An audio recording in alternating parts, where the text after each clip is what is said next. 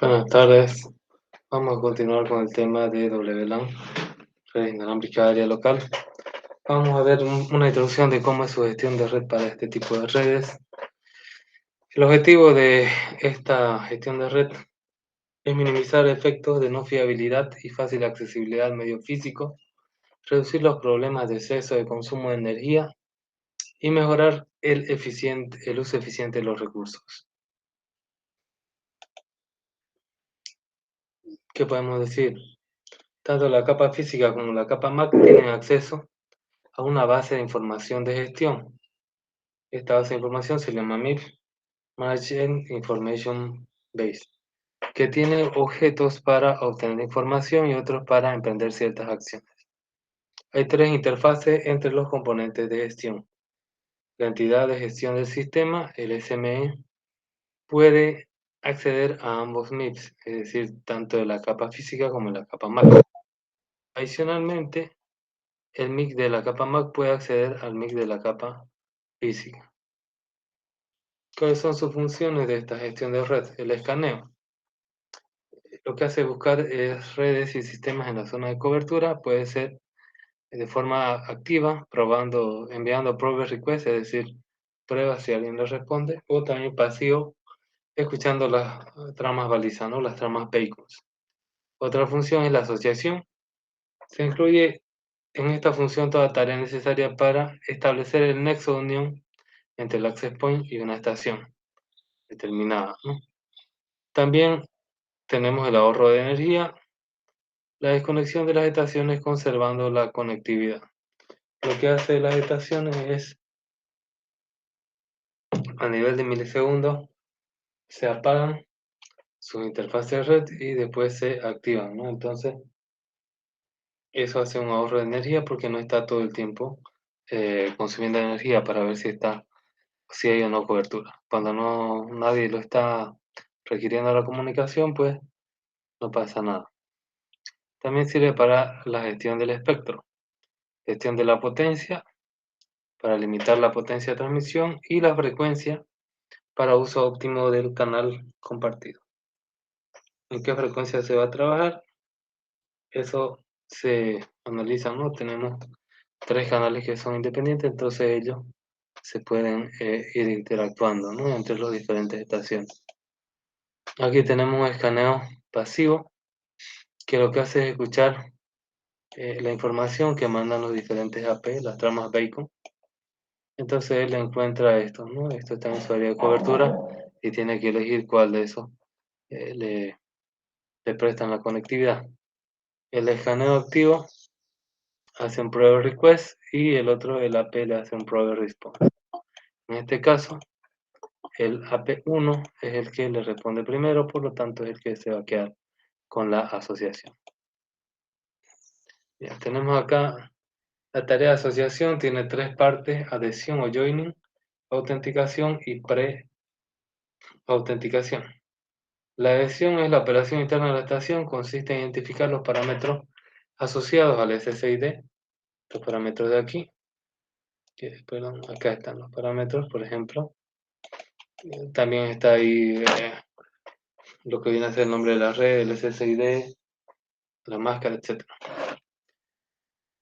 Entonces son los parámetros asociados al SSID escogido y compararse con ellos. Si hay varios servicios de sistema básico accesibles, elegir el mejor. También la sincronización a tiempo y frecuencia. La autenticación e identificación unilateral de la estación al access point por un sistema abierto o web o WPA o WPA2. La preautenticación permite ahorrar tiempo en caso de posible transición entre sistemas de servicio básico. La estación se preautentica en los sistemas de servicio básico accesibles y se transita a otro, solo se puede asociar, ¿no? Entonces, es lo que hacemos actualmente. Cuando usted se autentica la primera vez, se hacen estos tres pasos, pero ya los siguientes directamente se hace una adhesión nomás directamente, ¿no? Se asocia. Entonces aquí tenemos la preautenticación, que hace todo el intercambio de las propiedades ¿no? Y acá se da la preautenticación al final. Y acá ya directamente solamente se hace el paso final, porque ya lo conocen, ¿no? En la red. Entonces ustedes cuando se conectan a un nuevo access ya no tienen que poner la clave ni hacer toda la negociación, directamente se hace la asociación, ¿no? Si no hay preautenticación y con preautenticación, entonces si no hay preautenticación, pues se tienen que hacer más pasos. Y si hay preautenticación, pues se hacen menos pasos, ¿no? Aquí, por ejemplo, si no hay preautenticación, se hace 5 pasos. Y acá solamente se hacen 2 pasos, ¿no?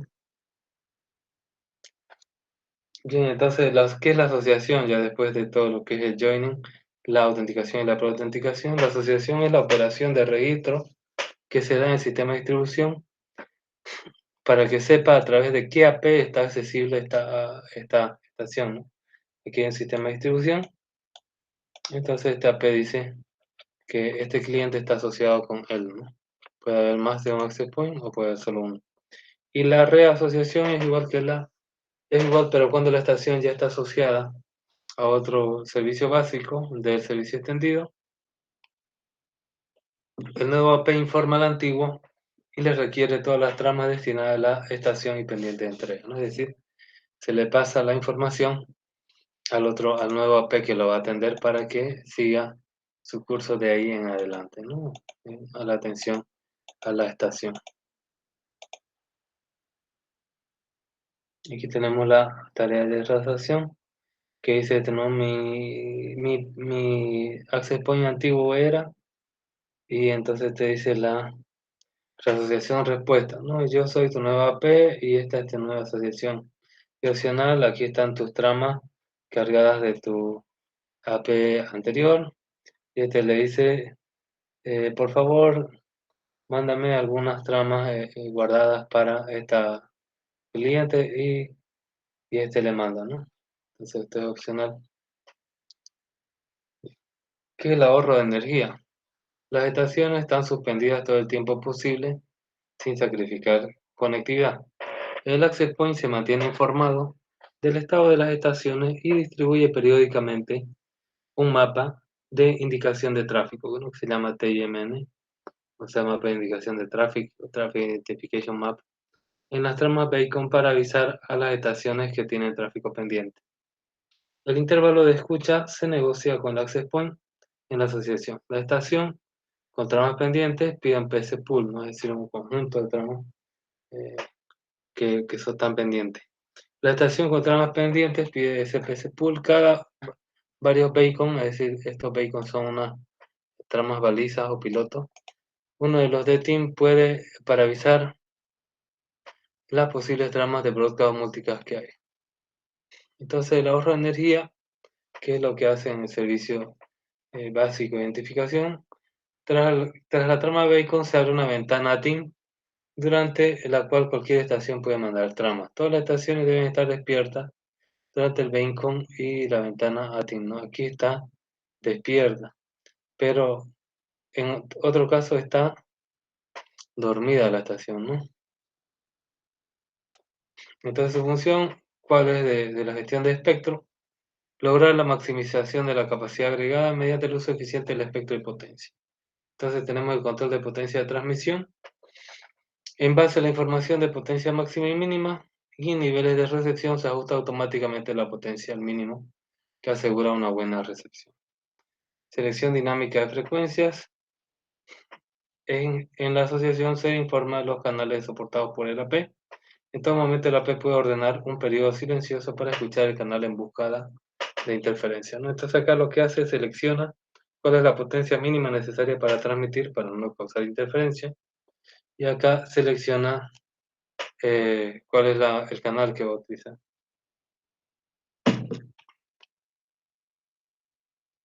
Aquí hay otra cosa que se llama análisis de prestaciones, que lo que hacen es ver sobre todo el ACK timeout.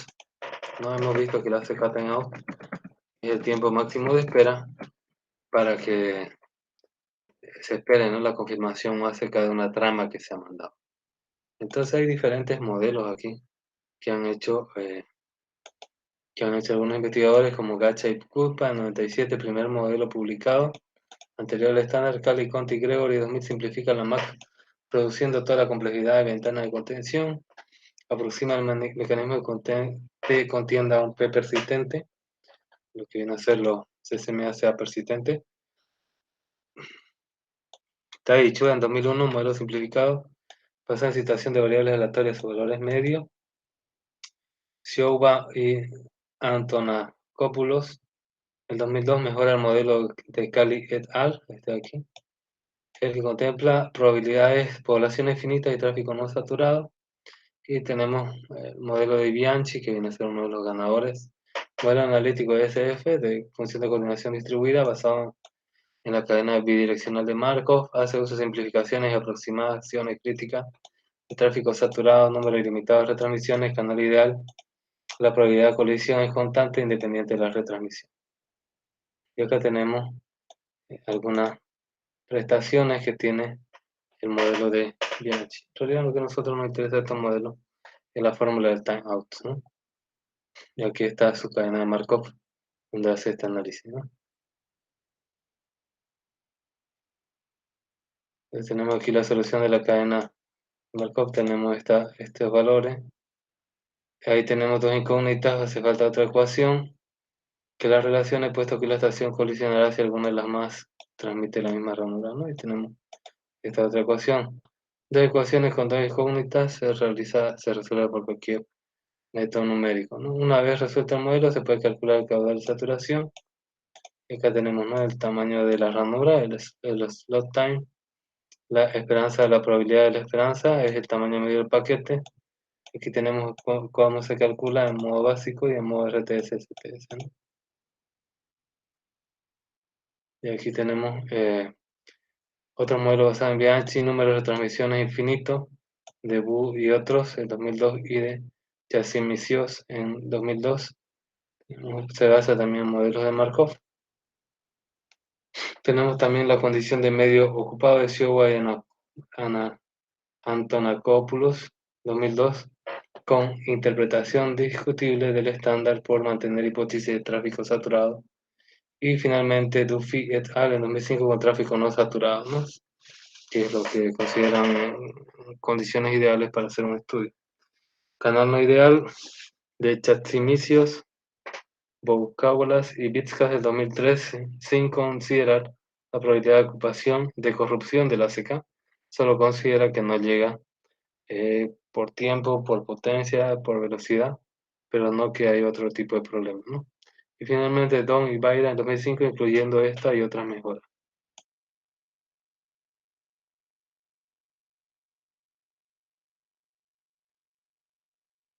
Hay otros métodos, como por ejemplo el tamaño de paquetes variables, que no tienen todos los paquetes del mismo tamaño. De Chen y Lee en 2004, introducen el tamaño de paquetes como una función estadística y modelan las prestaciones para el modo mixto RTS-STS con un threshold, ¿no?, un umbral del RTS máximo. Redes multisalto, Barowski y Bias en 2005 aportan modelo tridimensional de Markov, incluyendo en los estados el número de paquetes en cola, introduciendo el modelo de tasa de llegada de paquetes a la capa MAC. Y tenemos segundo modelo de Bianchi.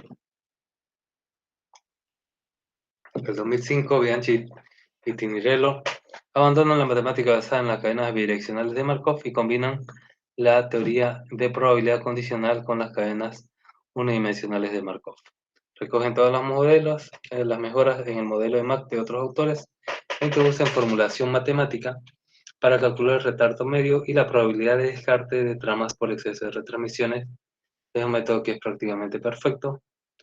Corrige la notación de la ventana de contienda, redefine la ranura, que ahora es el tiempo entre dos decrementos en el retroceso binario exponencial de una estación que no transmite. Y tenemos acá la primera fórmula del modelo, que es de la siguiente forma, la segunda sigue siendo la misma. Se corrige el tamaño de ventana de primera transmisión, teniendo en cuenta que solo la estación que acaba de transmitir puede repetir en la primera ranura. Se obtiene una ventana de contienda de tamaño cero. Esto redefine estos parámetros y corrige el cálculo del caudal en consecuencia, ¿no? El retardo medio se calcula empleando el resultado de Little, una fórmula de Little, y la probabilidad de descarte de paquete por exceso de retransmisiones por análisis de probabilidades condicionales.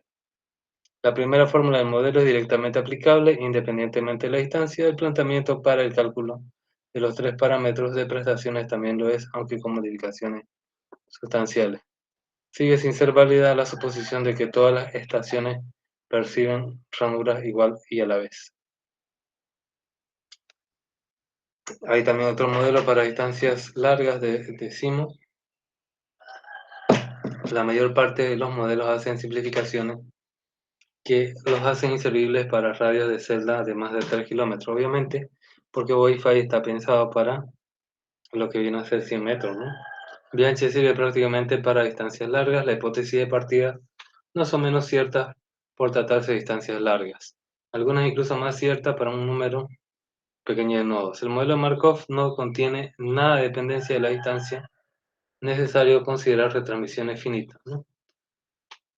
Entonces tenemos aquí que la diferencia de la distancia tiende a la diferencia de la probabilidad, y la probabilidad no nula de un número n de retransmisiones máximas. La segunda ecuación del sistema se hace falsa. P y tau no tienen por qué ser iguales para diferentes estaciones, hay otros errores menores. Y tenemos aquí un análisis de Wi-Fi para larga distancia. La PIR es limitada por normativa, la potencia irradiada equivalente está limitada a un watt de potencia.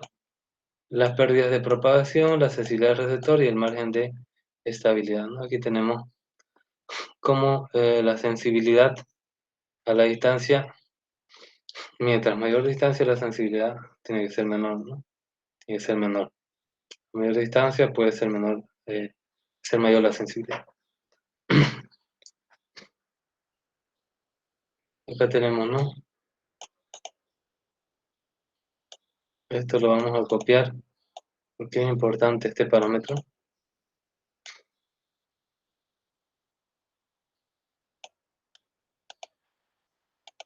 No se ve bien. Lo vamos a poner aquí.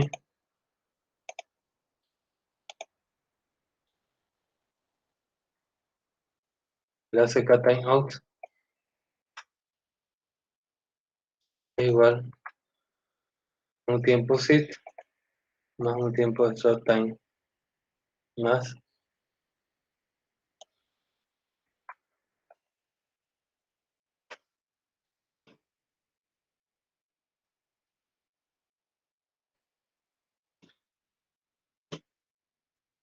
el tiempo de ACK, ¿no? Esa es la fórmula del ACK timeout. Ahí tenemos el modo básico. Si se supera, todo se transmite por short retry limit veces caudal marginal. Máximo retardo se puede calcular. Y RTS CTS es igual que el CTS timeout, y la on retry limits no funciona, ¿no? La CK timeout del simulador de NC2, un simulador de red bastante bueno, está ajustado a 60 kilómetros máximo. Y aquí tenemos velocidades y la distancia máxima que puede tener cada una de las velocidades. Vamos que si la velocidad es mayor, la distancia va a ser menor, ¿no? Siempre.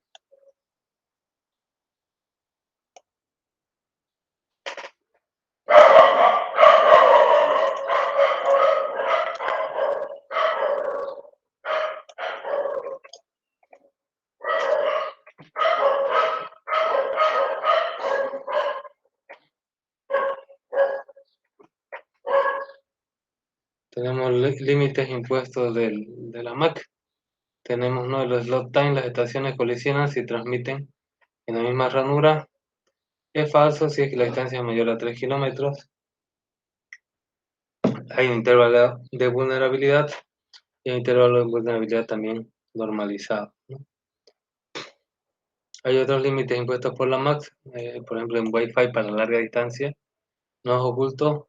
Se dan varios intervalos de vulnerabilidad e intervulnerabilidad en distancias largas. En distancias cortas siempre va a haber nodo oculto. Y bien, ahí tenemos, ¿no? Nuestro intervalo de vulnerabilidad, también intervalo de inhibición. También. Y tenemos acá análisis de largas prestaciones, distancias largas del modelo de Simon, con probabilidades condicionales para que cada estación de la red llegue a esta distancia. Y otras en ecuaciones recogen la interacción entre estaciones, ¿no?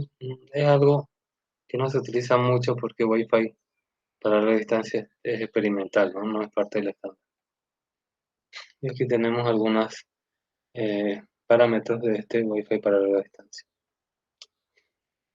Aquí vemos cómo con la distancia siempre el caudal va a bajar, ¿no? Porque la velocidad va a bajar y por lo tanto la cantidad de bits que se van a transmitir va a ser menor, siempre. Y si optimizamos el slot time, vemos cómo no se degrada tanto, ¿no?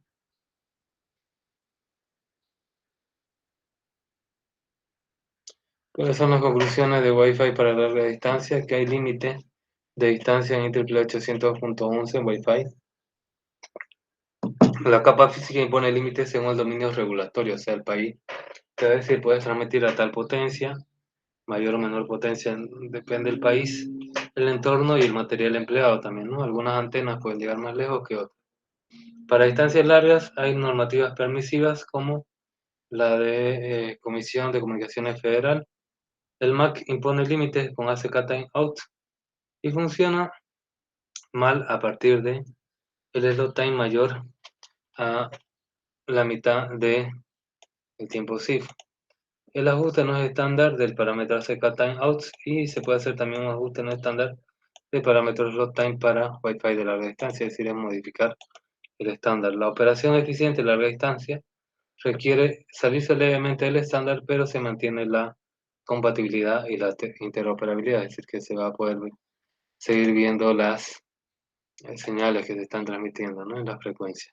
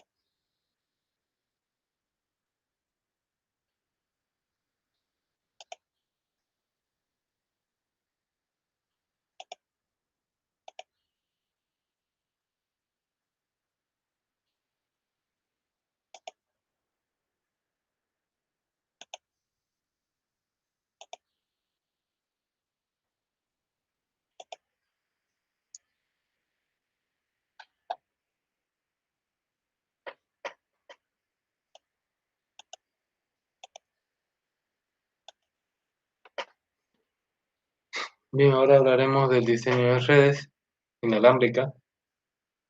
Muy rápidamente, en interiores, ¿cuál es el factor principal del diseño? Es la carga del access point.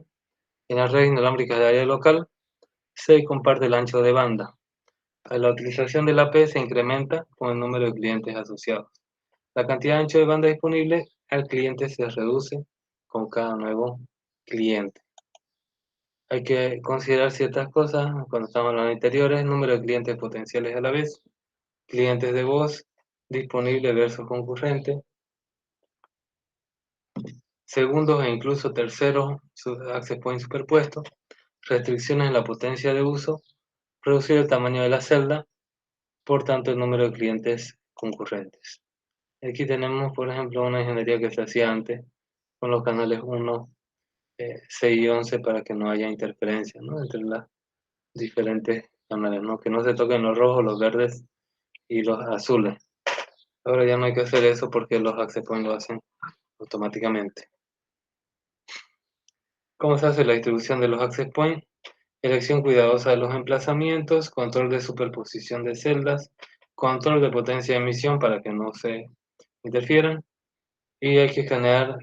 Inicialmente es fácil descubrir las redes o redes que están desplegadas y en qué canal se están trabajando, ¿no? Cada uno de los AP lanzan tramas Bacon diciendo su información de conectividad. Aquí tenemos un despliegue típico. Tenemos una red LAN empresarial que tiene servidor de autenticación, servidor puede ser de web, el servidor de HCP con documentación, etcétera. Los PKI que son las claves y la red interna, ¿no? Y bueno, se conecta a través de un firewall VPN, un router o un switch, los diferentes access points. Y entonces este cliente se va a poder mover por los diferentes access points, ¿no? Aquí tenemos la topología física. Tenemos un enlace cableado entre dos switches y cada switch tiene dos access points. ¿Cómo se ve de forma lógica? Se ve como si todo fuera una topología bus, ¿no? Y ahí tenemos, ¿no? Con un solo SSID o con múltiples SSID, ¿no? Hay un núcleo y hay aquí diferentes redes, ¿no? WLAN.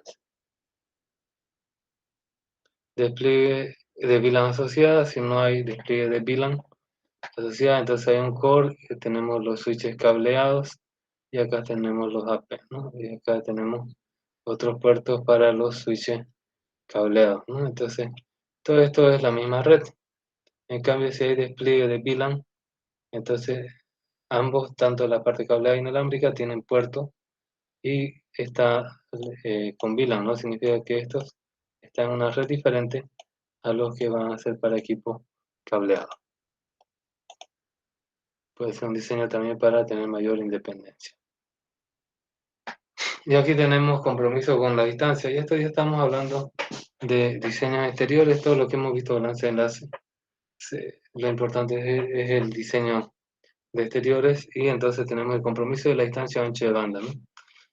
Esta viene a ser un transmisor, más ruido y menos ancho de banda con la distancia. Fíjense, esto viene a ser el nivel de ruido y el nivel de potencia, ¿no? Si es cerca, es fuerte la potencia y ruido bajo. Si es media la distancia, media la potencia y media el ruido. Y si es larga la distancia, débil la potencia y muy alto el ruido, ¿no?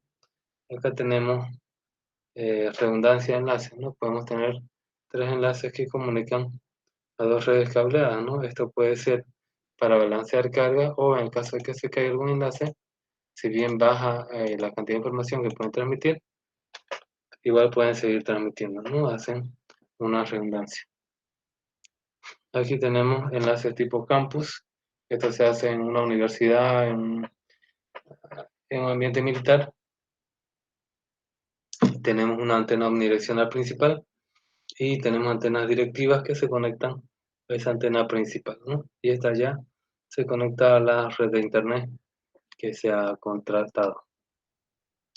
Bien, y aquí tenemos la zona de Fresnel, que ya la hemos visto para diseños de redes en exteriores, ¿no? La altura de la antena, ¿para qué sirve? Para consideración de la zona de Fresnel, se tiene que despejar mayor del 60% de la primera zona de Fresnel. Los enlaces de línea de visión directa de más de 40 kilómetros, difíciles en torres altas o perfiles razonables, ¿no? Favorables. ¿Por qué? Porque hay una curvatura de la Tierra que te va a perjudicar si tu torre no es muy alta. Entonces aquí tenemos un ejemplo de una distancia de 40 kilómetros, la zona de Fresnel es de 24 metros, la curvatura de la Tierra 26 metros y la altura de la antena requerida mínima para que el enlace sea viable va a ser 50 metros. 26, 24, 50. Bueno, y acá hay unos ejemplos de redes ciudadanas mesh. Son redes en las cuales rebota la señal, ¿no? En el dispositivo para llegar más lejos. Entonces, por ejemplo, si usted está a una cuadra de la plaza y el AP está en medio de la plaza, usted va a recibir la señal, pero hay alguien que está a 2 cuadras no va a recibir, pero a través de su dispositivo sí va a recibir, ¿no? No se va a conectar directamente, sino a través de un salto, ¿no? Bien, y hay protocolos alternativos MAX sobre la capa física de 802.11. Es decir, se mantiene la capa física 802.11, pero la capa MAC se modifica, ¿no? Alternativas del estándar 802.11 para distancias largas. Tenemos Wi-Fi modificado. Ventajas de nodos no contemplados en el estándar. Por ejemplo, el modo pseudo IBSS evita particiones que ocurren con los IBSS. Uso fraudulento del estándar, ejemplo más alternativo diseñado con software o firmware, usado de modo multicast para evitar confirmaciones de trama. como llamado multicast no se confirma, entonces se trabaja así para que se aumente la capacidad, ¿no? Y por eso puede llegar a mayor capacidad o distancia. Asociación de varios transceptores para lograr mayor ancho de banda y evitar colisiones separando transmisión y recepción, lo que hace MIMO. Protocolos totalmente diferentes, tenemos TDMA con WIL-MAC, Wi-Fi para larga distancia MAC, 2P, otros propietarios en Stream, tenemos que es de MikroTik, que ahorita tiene el NB2, TurboCell, Broadboard y, por ejemplo, AirMax de Ubiquiti. Tenemos aquí un ejemplo de MikroTik en Stream, diseñado para uso eficiente del canal en distancias grandes, para transmisión punto a punto y punto a multipunto, características, sondeo del cliente, sobrecarga de protocolo muy reducido, independencia de prestaciones con la distancia, ajuste dinámico en función de su uso y tipo de tráfico. Se dispone de dos interfaces en cada extremo, ¿no? En NB2 se puede separar el tráfico de ida y de vuelta, marca MikroTik, que es barata, y también tenemos la Ometrix, que está mejor terminada, pero más cara. Aquí tenemos ejemplos, ¿no? Utiliza unas antenas para transmitir y otras para recibir, ¿no? Y el otro hace el sentido contrario. Y tenemos aquí TierWheel Mac para Wi-Fi para la distancia, diseñado para uso eficiente del canal en largas distancias, teniendo en cuenta múltiples interfaces CI para punto a punto y punto a multipunto. Características: TDMA, acceso múltiple por división de tiempo, sobrecarga de protocolos alto, independencia de prestaciones con la distancia, es decir, que no le afecta mucho la larga distancia. Si hay múltiples interfaces, se sincronizan las transmisiones, se evita colisiones, se facilita la planificación de canales, porque se usa el mismo y es experimental producto derivado producido por Intel. Bien, y con eso acabamos Wi-Fi. Vamos a hacer algunos ejercicios esta semana sobre Wi-Fi. Yo les voy a dar un práctico y ya con eso acabaremos el avance, ¿no? De mi parte. Definiremos un examen y yo creo que hasta el viernes y ya también se le tiene que dar su tema, ¿no? Y tiene que armar los grupos. Bien, eso sería todo por hoy, jóvenes. Nos vemos el miércoles. Hasta luego. Hasta luego, ingeniero. Hasta luego, ingeniero.